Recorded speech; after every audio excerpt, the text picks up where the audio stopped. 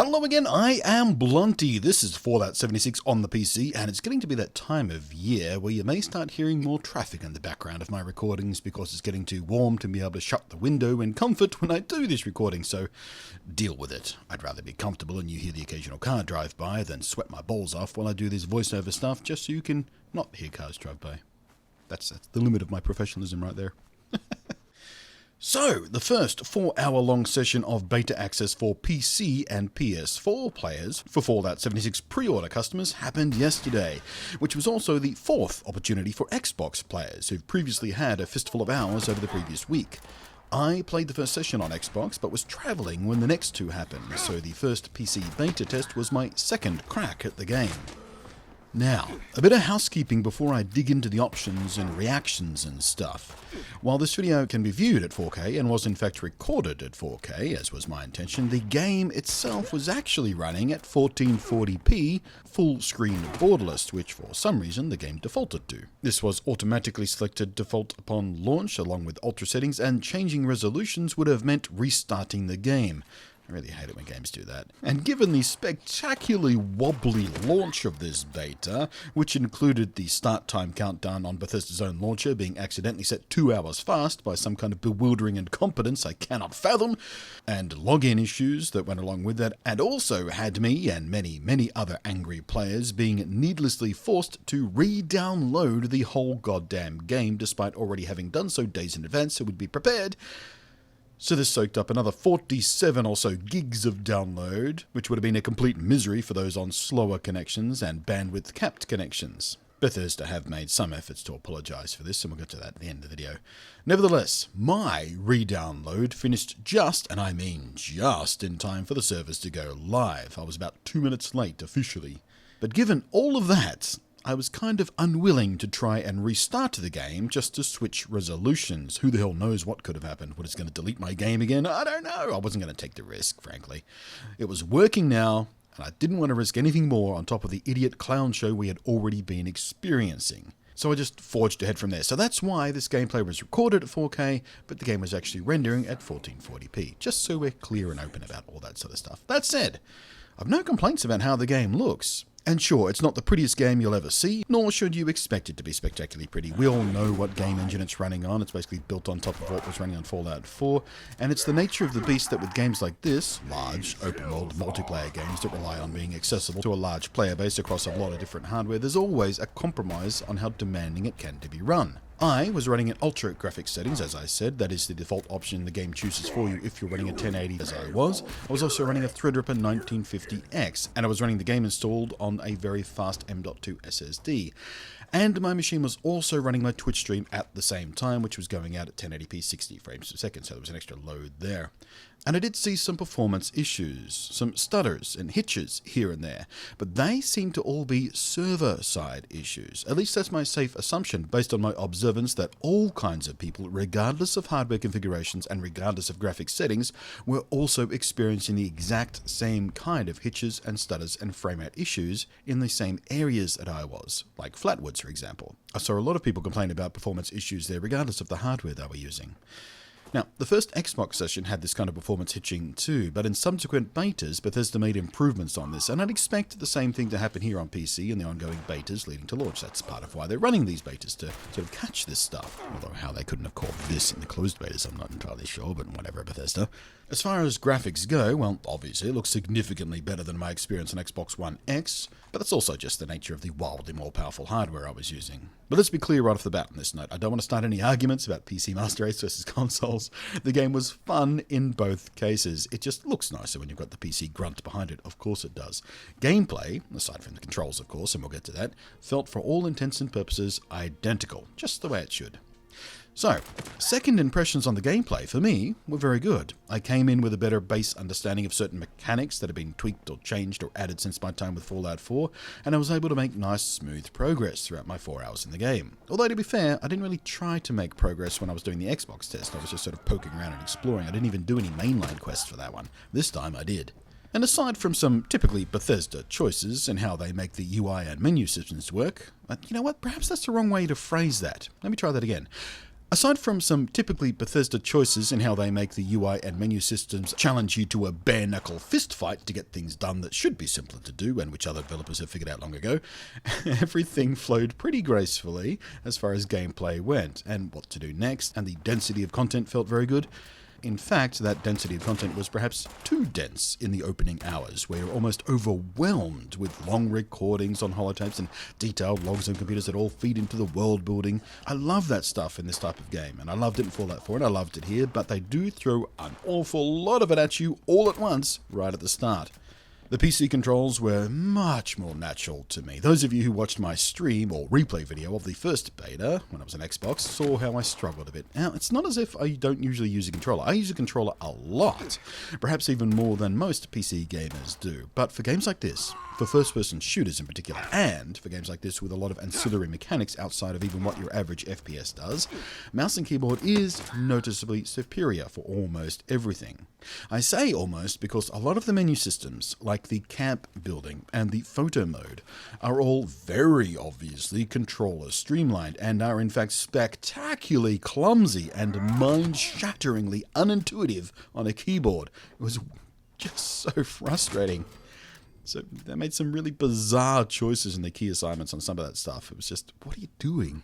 Maybe I'll leave a controller plugged in. I can just grab when I need to do that stuff and then go back to the mouse and keyboard for the main game stuff.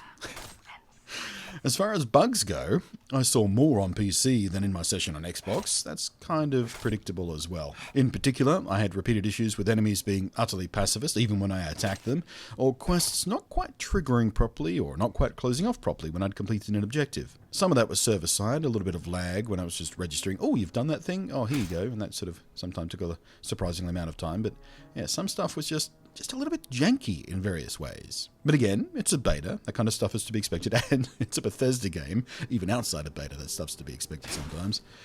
And I had some issues like this, where a radroach clipped into a wall as I was fighting it, and its AI just kind of shut down. I couldn't kill it, it wouldn't despawn, it just sat there in, I presume, insect misery. Poor Ronald the radroach. R.I.P. friend. R.I.P. I was a bit late in starting my Xbox beta experience, which meant a lot of people had vacated the vault and left the area before I even started, which also meant they had spread out across the map much further by the time I got rolling. So I only ever came across 2 other players, and I didn't really interact with them much.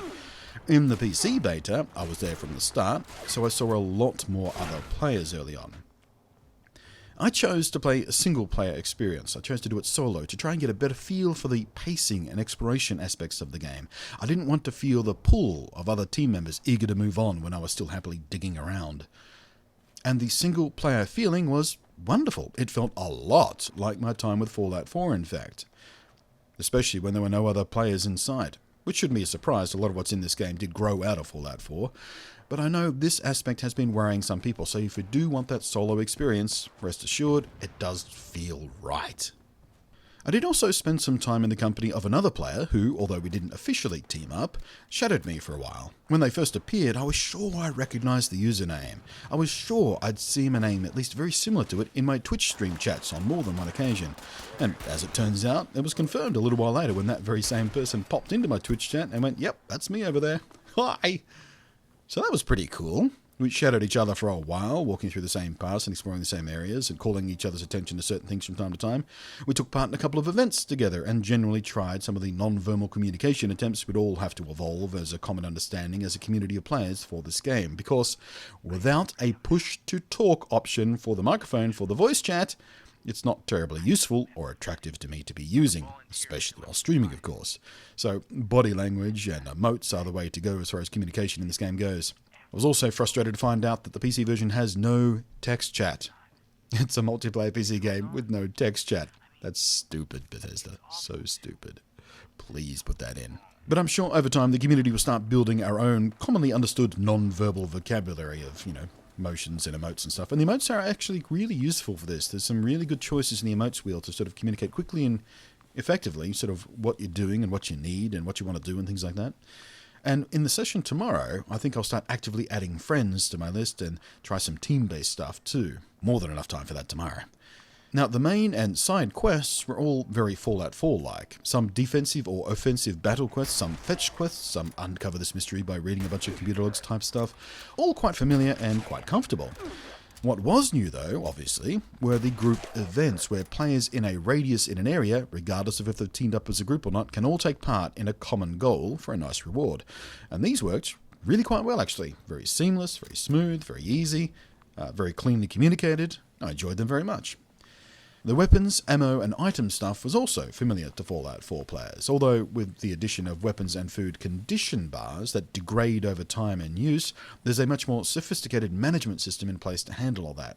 Which, to my surprise, I also quite liked. Getting duplicate weapons is now an opportunity to break them down to learn upgrades for your existing weapons. And the survival mechanics built around food and water and radiation and illness all felt pretty well balanced too. Is not as hardcore as Fallout 4's own tough survival mode, but not so easy as to be insignificant. It felt just about right in the amount of time I spent managing that stuff to help it feed into the immersion, rather than being annoyingly intrusive or an unwanted distraction. I feel like they really nailed it. Now, inventory management.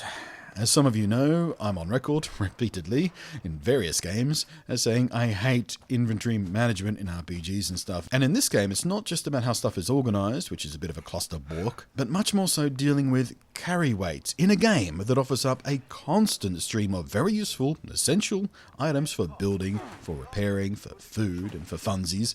I am a hoarder by nature at games like this. My immediate instinct is to collect everything that has a prompt to pick it up. More things in my pockets means I can do more things elsewhere, just how I roll. But of course, part of the game design is a limited carry weight to your character. And not just for you, but for your storage containers too. Your carry weight can be boosted by investing level up points in the strength stat, in the special stuff, and by perk cards in other categories that make things like health items or weapons or ammo way less. And this management is part of the game. I get that. I know why it's there, but it doesn't make me any less annoyed when every 15 minutes or so I have to stop my adventuring dead to scrap and offload and shift and use and manage my inventory, which often also means I have to fast travel back to camp, which means I lose any exploration I have already done. It just breaks the flow of things for me, and I kind of hate it. I wish the carry weight was much more generous. I wish there was a better way to offload stuff. Something more like the shulker boxes or ender chests in Minecraft. Those are super useful. And the same goes for my storage at camp, which I've now discovered is all one inventory. Every piece of storage, no matter what type or style that you place down or build up at camp, shares the exact same tiny 400-pound limit. They're not separate storage containers, they're all one, with just different doors to them, I guess. Now, some people have conjectured, without any confirmation or denial from Bethesda, that perhaps this is an artificially low limit to stop beta testers accumulating massive stores of materials and thus having a bigger advantage over release day players. I think this is probably wishful thinking, but I do hope it's true. So overall, I had a blast, and I'm very much looking forward to the next session, which was extended an additional 4 hours as way of apology for the complete patch-shitting mess that was this session. It's now, unless my overtired brain math is wrong, I'm still recovering from all my travel, a full 9-hour-long session? So that's pretty exciting. And my last word for now, is I had fun. And that's why I play games like this. I am pretty darn hopeful for this game, as a matter of fact. Both my experiences so far have been quite encouraging. Now, it's a Bethesda game, as we keep coming back to, and this brings its own baggage. Expect bugs. Expect them not to be fixed. Expect stupid, unintentional ragdoll comedy physics. Expect to be annoyed at the way various interfaces and controls work. Expect to be annoyed because you can't customize certain controls. But also expect a richly stocked world well worth exploring and it's kind of settling into. And that is the one thing that Bethesda are genuinely really good at. And that can be enough. Thanks for watching. I am Blunty, and I'll catch you next time. The Forest Watch detects all supervisors down. Good job. Responder team, proceed to the Ag Center and get to the mainframe. You need to reset the farmhand targeting parameters. That should keep our people safe in the area. Be careful.